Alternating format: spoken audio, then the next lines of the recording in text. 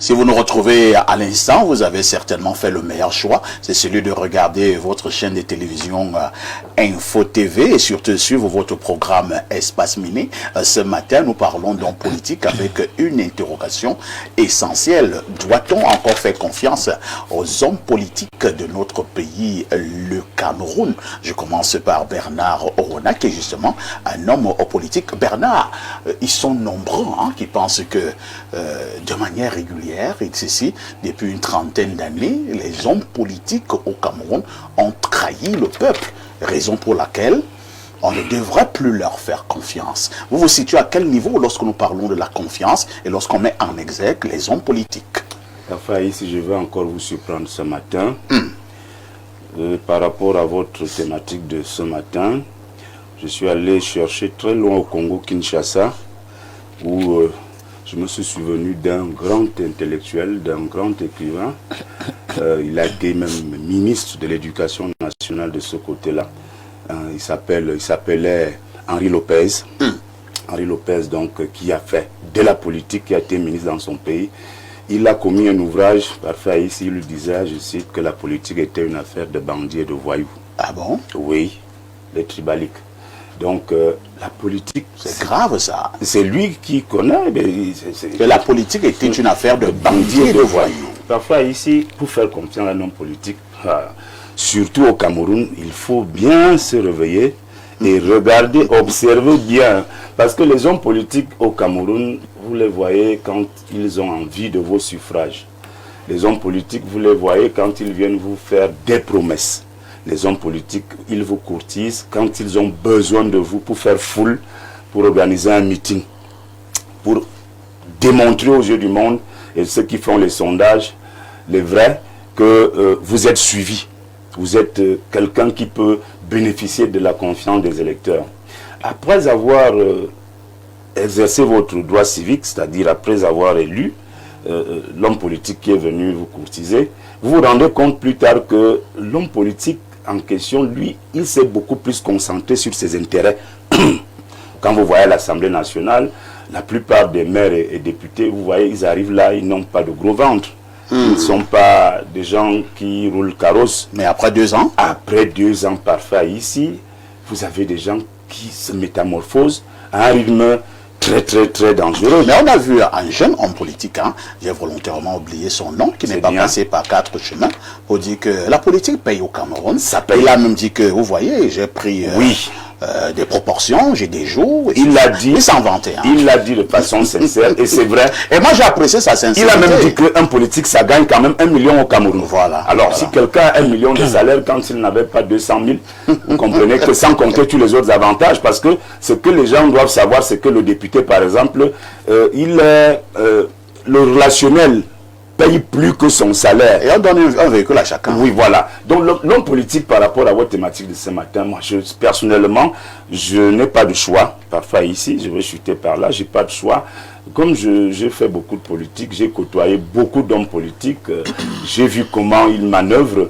Je vous assure que si vous voulez vivre longtemps, il faut oublier les hommes politiques. Si vous voulez vraiment vaquer à vos occupations, si vous voulez avoir votre vie, oubliez les hommes politiques. Mais si vous êtes un citoyen sérieux et responsable, lorsqu'il y a élection, allez exercer votre droit de vote. Parce que si vous dites que vous allez suivre les hommes politiques, parce qu'ils vous ont fait des promesses, parce qu'ils vous ont dit qu'ils vont construire une route, parce qu'ils vous ont promis de ramasser les ordures, comme Yaoundé a encerclé des ordures, vous vous trompez parce qu'à la fin, ils s'occupent à faire autre chose, à arranger la vie de leurs enfants et de leurs épouses. Fadima Toubongono, les hommes politiques sont des voyous et des bandits. Vous êtes d'accord? Bon, ça n'engage que, les discours n'engagent que ceux qui les tiennent. Donc, si vous étiez d'accord, j'allais donc dire que vous êtes une bandite. Parce que je suis femme politique. Bien sûr. Je ne savais pas. C'est des galons que vous me donnez là. Galons de bandite? Des galons. En tant que femme, moi je suis militante d'un parti. Je ne suis pas encore au niveau des femmes politiques. Non, vous êtes une femme politique. On apprécie votre modestie, mais bon. Quand on parle de politique, forcément il y a le pouvoir. Est-ce que j'ai ce pouvoir-là? Oui. Vous êtes communicant du RDPC. C'est un pouvoir. C'est un grand pouvoir. Que vous exercez à l'heure actuelle. Oui. Ah bon? Comme si vous le dites, moi je dis ok, moi j'ai aussi compris ça comme ça, je n'ai pas entendu. Bon, maintenant, s'il faut venir au sujet, la confiance, doit-on encore faire confiance aux hommes politiques du pays? Je voudrais déjà définir la confiance. La confiance qui est ce sentiment de sécurité, l'assurance envers quelqu'un, une chose, ou bien envers soi-même. Ça fait qu'on peut se fier à cette personne sans crainte. Voilà la notion de confiance. Et pourquoi la vie ait un sens, il faut qu'il y ait de la confiance. La confiance, c'est le sentiment élémentaire qui fait fonctionner la société. Je vais même m'expliquer. Si nous partons sur des a priori, ou bien sur des concepts parce que les gens l'ont dit, et qu'on ne parvient plus à se faire confiance, soit entre nous-mêmes en tant que citoyens, en tant qu'hommes, nous allons vers une société où chacun vivra de son côté, et ce sera la guerre de tous contre chacun parce que chacun aura peur de l'autre. Et quand nous venons maintenant à l'homme politique, il faut le dire, la politique est essentiellement intéressée. La politique, quel que soit le bout par lequel on la prend, elle est essentiellement intéressée. Quand vous prenez, pour rentrer plus tard, je vais prendre des exemples et puis je vais revenir au pays, avec Thomas Hobbes dans le Léviathan, l'homme, dans le cadre du contrat avec le Léviathan qui était le plus fort, c'était la recherche de la sécurité pour ne pas mourir dans la guerre de tous contre chacun. Parce que là, c'était l'état de nature, tout le monde faisait, c'est le plus fort qui dominait. Donc, pour se sentir en sécurité, l'homme choisit donc de faire confiance à celui qui est le plus fort pour assurer au moins sa sécurité, c'est un intérêt. Nous évoluons avec Rousseau, il dit, maintenant, nous déléguons notre volonté générale vers quelqu'un avec le devoir, l'obligation pour ces dernières de la reddition de comptes. Or, avec Hobbes, c'était la soumission, parce que quand il donnait son pouvoir, il déléguait son pouvoir, il ne lui demandait plus rien. La seule chose qu'il attendait de lui, c'est la stabilité, la sécurité. Donc, pour qu'il échappe à la mort, avec Rousseau, on évolue, il dit, ok, je vous fais confiance, mais vous avez le devoir d'être transparent, d'être dans... Le pacte social. C'était le pacte social. Et ça fait que si à un moment donné, à un niveau, c'était le contrat, quand le contrat a échu, il se rend compte que vous n'avez pas fait, là, il décide de vous retirer sa confiance. Ça, nous entrons dans la démocratie qui est le propre des temps modernes aujourd'hui. Donc, quand l'homme choisit de faire confiance à un homme politique, c'est par rapport à un objectif. C'est par rapport à son bien-être d'abord. Et maintenant que l'homme politique, c'est que l'homme ne perçoit pas aussi. L'homme politique n'est plus dans le contrat avec l'individu, il est dans le contrat avec la généralité, l'ensemble des citoyens. Il peut ne pas satisfaire votre intérêt à vous, mais il met en balance l'intérêt de l'individu que je suis et l'intérêt général. Et moi, l'individu aurait le sentiment que il n'a pas respecté le contrat. Or, en sous-pesant, l'intérêt général perce plus que l'intérêt individuel. C'est pour dire quoi concrètement? Nous devons continuer à faire confiance à l'homme politique, mais en regardant la lucidité. La lucidité qui nous amène à nous interroger sur les actions qui sont posées par les hommes politiques. Parce que s'il n'y a pas la confiance, la politique n'aurait plus de sens, la démocratie n'aurait pas de sens. Alors, prenons le cas du Cameroun, parce que c'est ce cas-là qui nous intéresse très bien, mais merci de nous avoir amené quand même aux fondamentaux, avec des gens comme Hobbes, avec des gens comme Rousseau. Nous avons la faiblesse de croire que les hommes politiques au Cameroun ne vous sollicitent que lorsqu'ils sont déjà à la quête du vote, une fois passé. Ils ne sont plus au courant de vous. Ils reviennent 5 ans ou 7 ans plus tard pour solliciter les mêmes votes. Lorsqu'ils viennent en campagne électorale, ils disent qu'ils vont construire des écoles, ils vont construire des forages, ils vont amener l'électricité, ils vont retourner les routes, ils vont donner du travail à tout un chacun. Ainsi, une fois élus, on ne les voit plus. Alors, si c'est également cela la politique, est-ce qu'on ne va justement pas dire que les hommes politiques au Cameroun, ce sont des voyous? Tout à l'heure, vous aviez dit, lorsqu'on parlait de votre vestimentaire, vous avez dit vous avez décidé d'être leader et non suiveur. Tout à fait. Dans la société, il y a des leaders, il y a des suiveurs. Il y a des gens qui doivent accompagner les autres à travers le programme que ces derniers lui présentent. Je viens avec un projet, peut-être je vais dire n'importe quoi, je voudrais être président de la République, je vous fais des propositions, je vous fais des promesses sur la base de vos attentes. Alors, dans maintenant l'exercice de ce pouvoir que vous m'avez confié, je me rends compte qu'il y a des obstacles.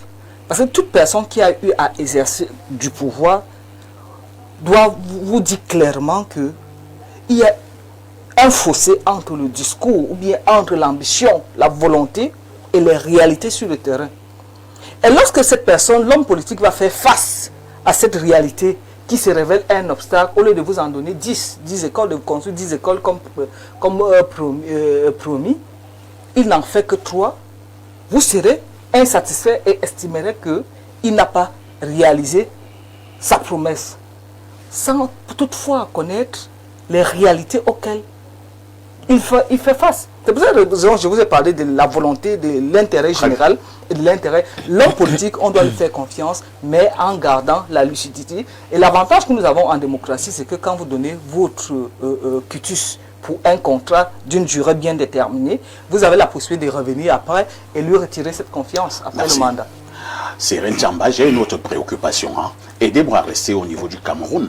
Avons-nous réellement des hommes politiques au Cameroun ou nous avons simplement quelques individus qui sont à la recherche des postes? Mais Fadima, tu as dit quelque chose qui est très pertinent en entrée de jeu.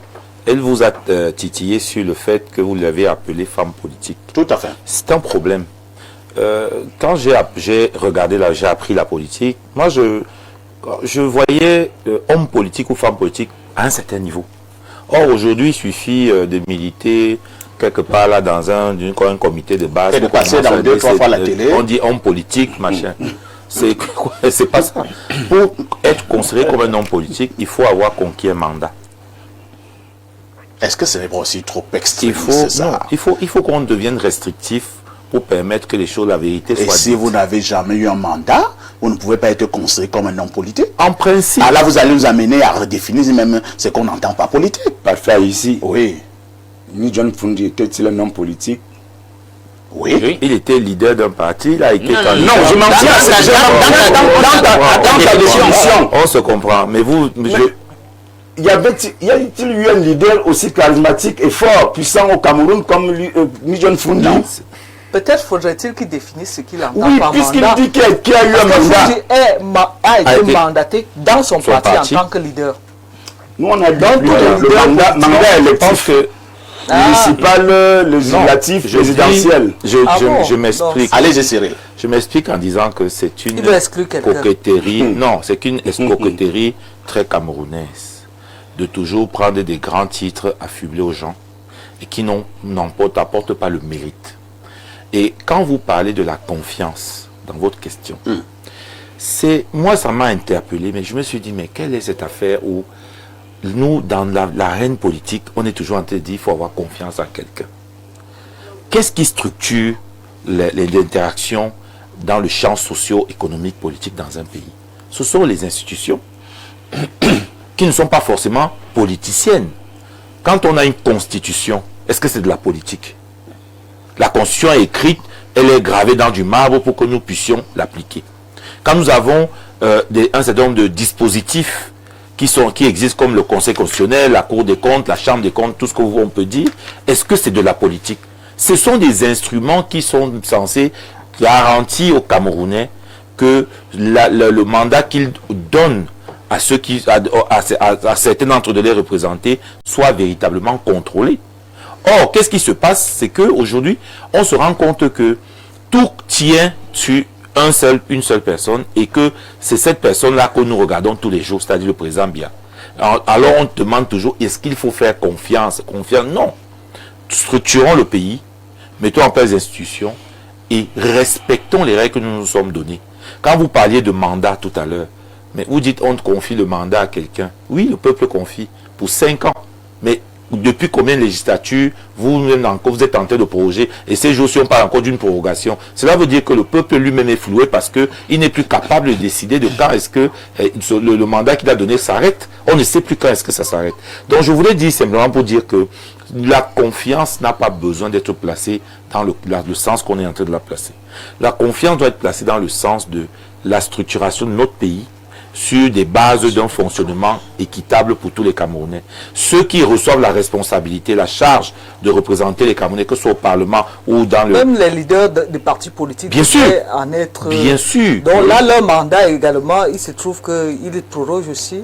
Bien, madame, moi je ne fais pas de distinction.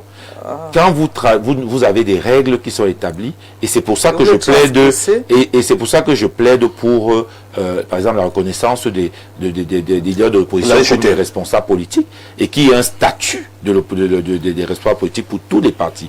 Donc ce que je dis, c'est que nous devons apprendre à mettre en place les dispositifs qui permettent de rassurer les gens. Et quand vous parlez des partis politiques, vous voyez que même les partis d'opposition ont des problèmes.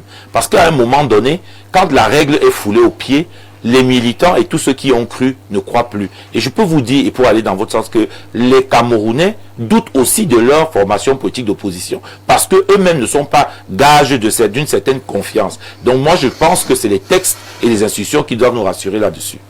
Alain, donc si nous arrivons dans un état où finalement le peuple ne fait plus confiance à ses hommes politiques, est-ce qu'il ne faut pas avoir peur? Est-ce qu'il ne faut pas craindre pour la suite? Le problème, vous voyez, n'est pas tant celui de la confiance. Parce que quand vous prenez en compte, il y a Lord Hampton qui disait tout pouvoir corrompt. Et le pouvoir absolu corrompt absolument. Dès que vous prenez ça en ligne de compte, et que vous savez que c'est des batailles d'ordre, les batailles d'ordre politique reposent sur des velléités d'acquisition du pouvoir, vous comprenez que vous ne pouvez pas faire confiance à un homme politique. Et d'ailleurs, même quand vous regardez les sondages aujourd'hui dans un pays comme la France, on est là dans les 74-84% de manque de confiance dans les hommes politiques. Donc, c'est grave. Il y a une crise de confiance. Non, le problème est vieux. Non, c'est un problème sérieux. On ne peut pas faire confiance. Alors, ce qu'il faut, puisque la confiance n'exclut pas la méfiance, il faut donc encadrer le pouvoir par le droit. Et justement, Kant disait que le droit doit donc permettre donc l'exercice moral, éthique du pouvoir par ceux qui le détiennent. Platon, lui, disait qu'en réalité, la démocratie doit être la dictature de la raison. Donc, on ne va pas se mettre dans la confiance aveugle. Non, tout doit être raisonné. Tout doit être raisonnable. On doit pouvoir expliquer ce qu'on fait. Voilà pourquoi il faisait beaucoup confiance aux philosophes. Voilà. Par exemple, que la République ne sera bien faite que lorsque nous aurons à la tête des États des rois philosophes et des philosophes rois. Donc, c'est de ça qu'il est question. Or, si vous voulez vous laisser aller dans une confiance aveugle en des personnalités qui, d'ailleurs, dit la philosophie, sont ondoyantes et diverses, c'est un problème parfait. Il faut encadrer tous les pouvoirs par des institutions fortes, par l'état de droit, par l'éthique. Ça, c'est ma position. Et pourquoi je pense cela? Revenons à l'actualité du moment. Les dossiers Epstein. Parfait. Quand vous vous rendez compte que toute cette élite gouvernante de divers pays les plus influents du monde se retrouve dans un scandale autour de la morale, autour de la façon d'exercer le pouvoir, toute une série de corruptions, des ténèbres, autour du sexe, le sexe, de la criminalité, etc. Oui. Vous vous rendez donc compte que finalement, revenons, arrêtons de philosopher, laissons tous ces auteurs que nous avons cités, la politique telle qu'on l'a fait sur la terre, c'est une affaire de satanistes. Ah bon? Justement. Et si c'est si je m'en tiens à ce que nous donnent les dossiers... Tu n'es pas une sataniste. Ce n'est pas moi, non. Non. Est-ce qu'elle a déjà commencé? La haute politique? Il faut seulement faire comme ça. C'est pour ça. Elle a dit qu'elle n'est pas encore. Je veux croire ce que je veux dire. Elle a pas la maternelle. Elle a encore, c'est ce que je veux dire. Fatima, tu n'es pas encore quand même à ce niveau. Ne te gêne pas. Elle arrivera. Moi, je suis pas totalement dans les dossiers Epstein, on a les chefs d'État, on a des royaux, on a des gens, des organisations, des multimilliardaires, non, c'est des mastodontes, et on voit toute cette criminalité, toute cette immoralité, et on se dit, ben non, si c'est de tels gens qu'on vénère dans la sphère politique, non, on n'est pas en droit de leur faire confiance. Mais vous pensez que Epstein a été dénoncé parce qu'il y a des gens encore normaux? Dénoncé? Il a été dénoncé, il s'est suicidé d'ailleurs. Attention, Epstein ne s'est jamais, je vais vous le dire, Epstein ne s'est jamais suicidé. Le jour du soi-disant suicide, expliquez-moi pourquoi les caméras de surveillance à la prison ne fonctionnaient pas et les gardes dormaient à point fermé. Ils ont beaucoup de Et on a revu des images à l'appui, le même gars que tu prétends qu'il s'est suicidé, là dans des rues à Israël. Non, on a des documents qui nous permettent aujourd'hui de dire avec force que Epstein travaillait pour le Mossad. Donc, on ne peut pas contester cela. Je dis, si tel est le cas, si on est arrivé à un tel niveau où ceux qui gouvernent peuvent avoir les mains, on fait encore un clin d'œil à la philosophie, les mains aussi sales. Sartre. Voilà. Aussi sales, on comprend que ces gens, il ne faut pas leur faire confiance. Mais parfait, tu sais quel est le vrai problème? Non. Le vrai problème, c'est qu'on a inoculé au masque, ces satanistes ont inoculé au masque qu'on ne peut pas faire la politique autrement que selon le paradigme machiavélien. C'est ça le problème. Alain Douk, moi je suis pas totalement d'accord. Non, je suis pas là pour que tu sois d'accord avec moi. Mais il y a des... Le problème c'est ça. On te dit que non, vraiment si tu ne fais pas cette diablerie du machiavélisme prescrit par le prince, vraiment tu n'es pas dans la politique. Or, on peut envisager de faire la politique selon notre paradigme. Le paradigme kantien où on encadre véritablement la politique. Mais il y a des gens très bien en politique. Non, je il y a des gens très bien en politique. Si c'est comme ça que tu... Exemple. C'est exemple quoi? Il y a des députés qui sont sur le terrain. Même dans la propension, mais le problème, c'est le corps de la politique c'est un métier qui a une personne. Alain Douchut et Tchamba va réagir. Le problème c'est ça. C'est-à-dire que toi tu veux instrumentaliser une minorité, dis-tu, de lumière, totalement noyé dans un océan d'immoralité. Je ne pense pas qu'il fasse le contrepoids. Attendez d'abord, Tchamba réagit. Moi je trouve que Alain Douk exagère un peu. Il est excessif. Non, exagère un peu, je préfère excessif, mais le monde ne me plaît pas. Donc, pour dire qu'il y a des gens qui sont animés véritablement de bonne volonté dans l'arène politique. Et la chance que nous avons, c'est que ces gens-là sont plutôt nombreux. Je discute avec les élus. Vous parlez du pays ou bien du Rwanda? Du Cameroun. Ah d'accord. Moi je ris. Vous voyez les gens, c'est là, je ris. Finalement, non, je ris beaucoup. Je ris. Parce que si je me mets, on parle de ton opposition là, même des gens insoupçonnés, moi j'ai maintenant recoupé des informations qui démontrent que personne n'est sérieux là.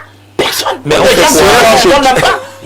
mais moi je pense que il y a des gens vraiment animés de bonne volonté et qui travaillent véritablement pour que le pays et pour le pays et pour les Camerounais. Je ne suis pas d'accord qu'on résume cela à une affaire de satanisme.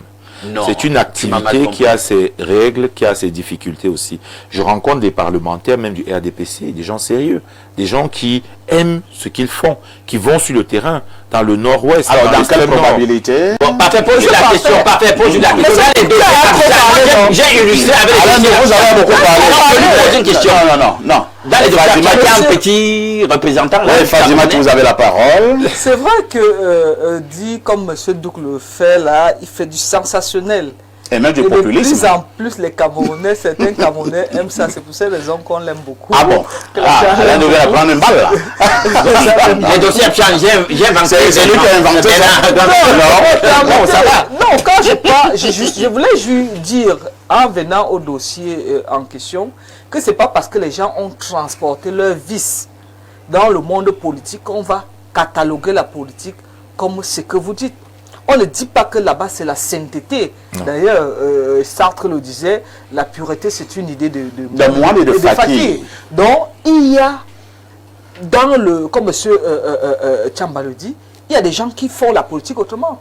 Et malheureusement, le discours fait que les gens sont toujours tentés de penser qu'il faut être dans des choses compliquées avant de faire la politique. Monsieur ici, en 2013, lorsque je suis investi pour la première fois comme candidate titulaire à l'élection législative, il y a un journaliste qui a cherché à me rencontrer.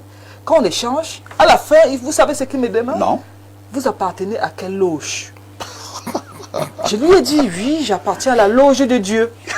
Vous comprenez, tellement on a fabriqué ça dans les esprits, on peut faire la politique, on peut la faire. La politique, en fait, est un milieu des hommes. Et les hommes sont imparfaits, essentiellement. Parce que c'est pour avoir le monde tel qu'on le dessine. Déjà, Jean Marais le dit, la pureté, c'est le fait d'être en bloc, dans un bloc. Le diable est pur, parce qu'il ne fait que du mal. En même temps, il y en a qui font du bien, ils sont aussi purs. Oui. Jean Marais le disait, la pureté, c'est l'idée d'être dans un bloc. Le diable est essentiellement pur dans le mal qu'il C'est fait. un autre débat. Moi je te soutiens, c'est ce que je veux qu'on fasse. Moi-même, quand je comprenez? vais rentrer, c'est sur le paradigme en question que je veux qu'on fasse la politique. Mais la raison, c'est-à-dire que les faits me donnent Dans tort. l'histoire de ma vie, allez chercher. Jean Marais le dit. La pureté, c'est le fait d'être dans un bloc. Le diable est pur parce qu'il ne fait que du mal. Il ne sait faire que du mal. Donc, dans le milieu où nous nous trouvons, avec nos imperfections d'humain, nos tares et nos avatars, il est possible qu'on ait des Très bien, différences. c'est compris. Pensez que toute la politique se résume à cette histoire que C'est nous compris. avons avec Epstein et tout ce qu'on passe. C'est très compliqué. Merci On ferait Fadima plus jamais Tour. la politique. Allons au plus 63. D'abord, la politique, Ce n'est pas le Gabon, ce n'est même pas la Guinée, ce sont les Philippines.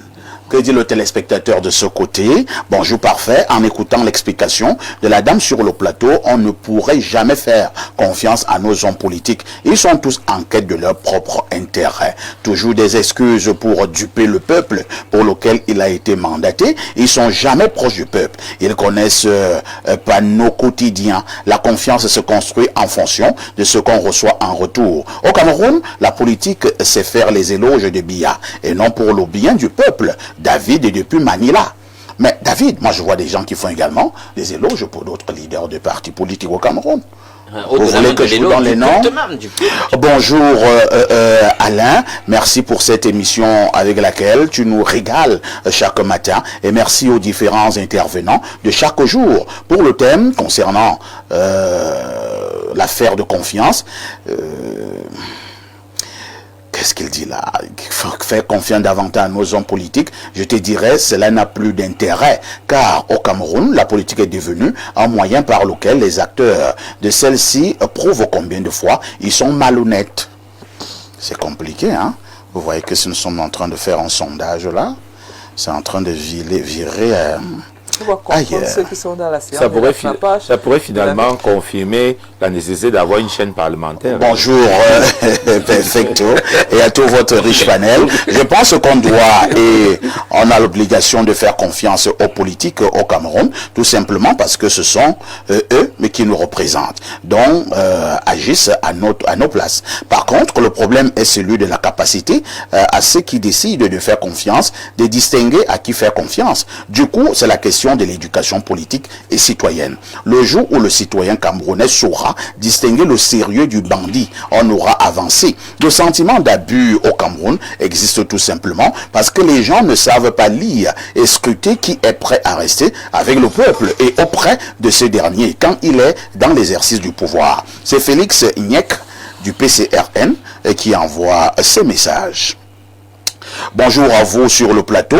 C'est une question qui fait réfléchir au Cameroun comme partout ailleurs. Les hommes politiques sont censés servir l'intérêt général. Mais bon, il faut être réaliste. Il y a des bons et des moins bons. Faire confiance, il faudrait voir leurs actions et leurs réalisations et leur transparence. C'est Bénédicte Ambéry de Simbok qui envoie cette contribution.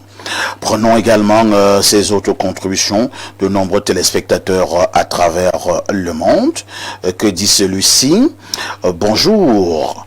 La question pique un peu et ce n'est pas un hasard. Beaucoup de gens là opposent aujourd'hui. D'un côté, la politique reste nécessaire. Un pays ne peut pas fonctionner sans dirigeants, sans institutions, sans personne pour prendre des décisions collectives. Les hommes politiques sont censés représenter la population, défendre l'intérêt général et organiser la vie publique. De l'autre côté, la confiance s'abîme souvent. Promesses non tenues, corruption, lutte de pouvoir, décisions qui semblent loin des préoccupations des citoyens. Tout cela fait que beaucoup de personnes deviennent méfiantes. On finit par se demander si la politique sert encore vraiment le peuple. Alors, la vraie tension est là. Faire confiance aveuglement peut mener aux déceptions. Ne plus faire confiance du tout peut aussi laisser la place à n'importe quoi. Peut-être que la question n'est pas seulement faut-il faire confiance, mais plutôt comment contrôler et demander des comptes à ceux qui gouvernent. Élections, débats publics, société civile,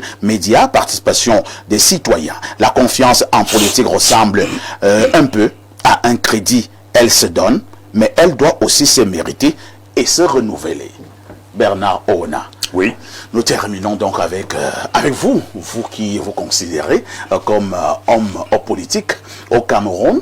Que faire Parce que j'ai l'impression que le peuple n'a plus tellement confiance aux hommes politiques dans notre pays. Que faire? Quel est le langage qu'on peut encore tenir à ce peuple-là? De continuer à faire confiance à ceux qui font de la politique. Il faut simplement changer de paradigme, que ce soit au niveau du parti au pouvoir comme au niveau de l'opposition. Enfin ici, lorsque vous voyez une élection qui s'est tenue comme en France hier, taux de participation 53%, ça veut dire que l'immense majorité ou la moitié des électeurs n'est plus intéressée à cette affaire-là, à cette chose-là. Au Cameroun, le 12 octobre, vous savez combien de Camerounais sont allés voter. Et vous comprenez directement que les gens ne s'intéressent plus beaucoup à la chose politique, tout simplement parce que la plupart des Camerounais, et ça c'est simple et pratique, c'est visible, quand vous êtes un homme politique, quand vous venez faire des promesses et que 5 ans après, on ne voit rien, parfois ici, c'est la confiance qui s'effrite. Et puis, du coup, donc les gens sont aujourd'hui résumés, les gens ont compris finalement que les hommes politiques sont des roublards, des jongleurs, des opportunistes et des calculateurs. Donc c'est des gens qui sont là parce qu'ils visent, parce qu'ils sont focus sur quelque chose, des objectifs à atteindre. Fadima Touré, si à un moment donné, nous nous déconnectons de la chose politique parce que nous ne faisons plus confiance aux politiciens, est-ce qu'il n'y a pas un autre risque? C'est que le terrain risquerait d'être vide et à un moment donné, on aura des opportunistes, j'ai failli dire, des marabouts qui viendront de nulle part et prendraient des positions stratégiques. Déjà le cas, Et justement, quand vous le dites, Sartre, c'est Sartre qui disait ne pas choisir, c'est aussi une façon de choisir. Si vous choisissez de ne pas participer, vous aurez choisi, vous aurez opéré un choix. Donc, pour la confiance, comme nous l'avions dit tantôt, la confiance doit exister. Mais également, nous devons prendre conscience qu'il y a dans le monde politique les hommes politiques et certaines personnalités ou personnes qui sont dans une séance de rattrapage de leur vie. Ah bon?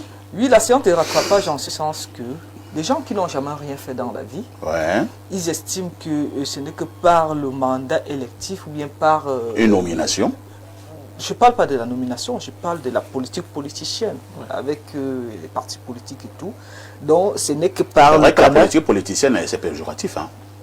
Ah oui, c'est politique. Ça peut paraître péjoratif. Tout dépendra du ça l'est. on l'apprend.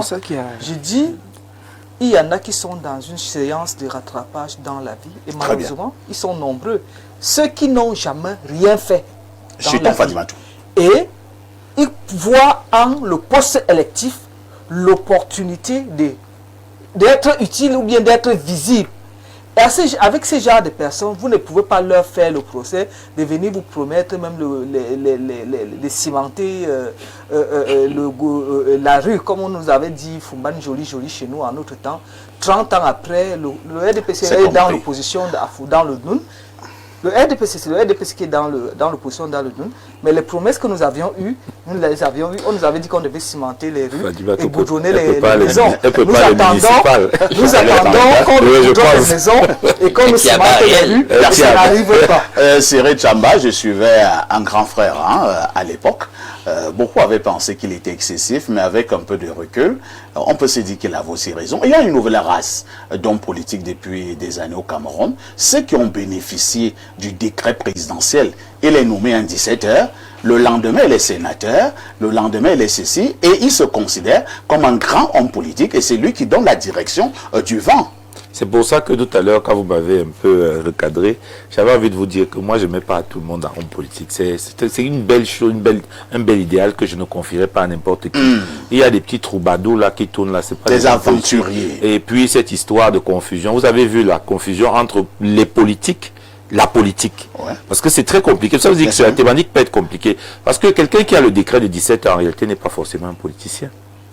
Ça peut être un administrateur, mais le président bien nomme des gouverneurs. Est-ce qu'ils sont des politiciens? Et s'ils se confondent à faire de la politique, c'est qu'ils ont trahi les missions. C'est pour ça que Alain Douk disait tout à l'heure quelque chose, et je le disais aussi avant, c'est les institutions et les outils de contrôle. Si la Chambre des comptes fait son travail, et que la justice fait son travail, les hommes politiques qui sont en responsabilité doivent répondre devant les institutions. Quand la Chambre de compte même fait ça. Voilà, c'est là. Voilà, vous avez donc mis le je vois même là pourquoi la Chambre en réalité, le RDPC, la Chambre de compte a été RDPC qui dirige au Cameroun a toujours escamoté les instruments de régulation et de contrôle. De base à travers l'ordinateur et annonce des faits, ils vont se retrouver coincés. Parce que si nous prenons l'homme politique, exclusivement celui qui a reçu vous avez toujours oublié les leaders des partis politiques qui choisissent de s'éterniser en parlant du bloc informatique, en faisant les assemblées générales à travers l'ordinateur et se plaindre de ce que c'est aussi une façon de parler de qui. C'est un mandat, je ne sais pas de quoi je parle. Qu'est-ce qu'on retire? On finit ça. Je dis que tant que les gens vont venir vous dire, écoutez, moi je vais faire la politique comme Cardinal Mazarin le décrit dans son livre. Je veux faire la politique comme Machiavel l'a dit dans Le Prince. Ou comme Paul Biya dans le libéralisme. C'est très dangereux. C'était les gens il faut changer le logiciel, la perspective dans le champ politique. C'est-à-dire que si vous sacralisez le magistère en question, vous le, permettez-moi l'expression, sanctifiez et vous cherchez le bien. Vous êtes encadré dans votre magistère par l'éthique. La politique sera forcément différente. De toutes les façons, notre objectif n'était pas de démontrer ce matin que les hommes politiques doivent être sains, mais nous voulons simplement dire qu'ils doivent être en osmose avec le peuple qui l'a fait habituellement. Confiance, lorsque nous avons dit cela, ne ratez pas la rediffusion de ce programme. C'est tous les soirs à partir de 22h30. Avec tout ceci, que faites-vous encore ailleurs?